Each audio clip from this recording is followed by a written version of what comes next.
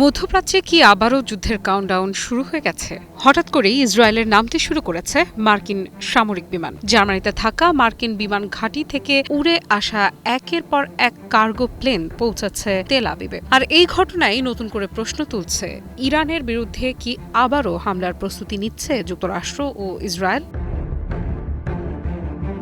Israeli গণমাধ্যম channel 13 জানিয়েছে, সম্প্রতি কয়েক ডজন মার্কিন কার্গো বিমান ইসরায়েলে অবতরণ করেছে। এসব বিমানে ছিল অস্ত্র, গোলাবারুদ এবং সামরিক সরঞ্জাম। এছাড়া রয়টার্সের তথ্য অনুযায়ী তেল আবিবের বেন গুরিয়ন আন্তর্জাতিক বিমানবন্দরে মার্কিন বিমান বাহিনীর ট্যাঙ্কার বিমানও দেখা গেছে। সবচেয়ে গুরুত্বপূর্ণ বিষয় হলো, এই সামরিক চালানের ধরন বা পরিমাণ সম্পর্কে বিস্তারিত কিছু জানানো হয়নি। কিন্তু বিশ্লেষকদের ধারণা, এটি শুধুই রুটিন সহায়তা নয়, বরং ইরানের সঙ্গে সম্ভাব্য নতুন সংঘাতের প্রস্তুতি হিসেবেই দেখা হচ্ছে পুরো ঘটনাকে।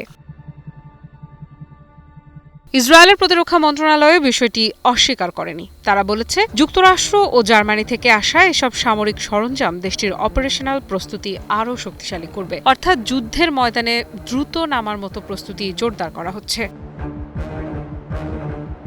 এমন এক সময় এই বিমানগুলো এলো যখন ডোনাল্ড ট্রাম্প আবারও ইরানকে সরাসরি হুমকি দিয়েছেন। মার্কিন প্রেসিডেন্ট বলেছেন, ইরানের সময় দ্রুত ফুরিয়ে যাচ্ছে। চুক্তি না হলে আগামী দিনগুলোতে নতুন হামলা হতে পারে বলেও সতর্ক করেছেন তিনি।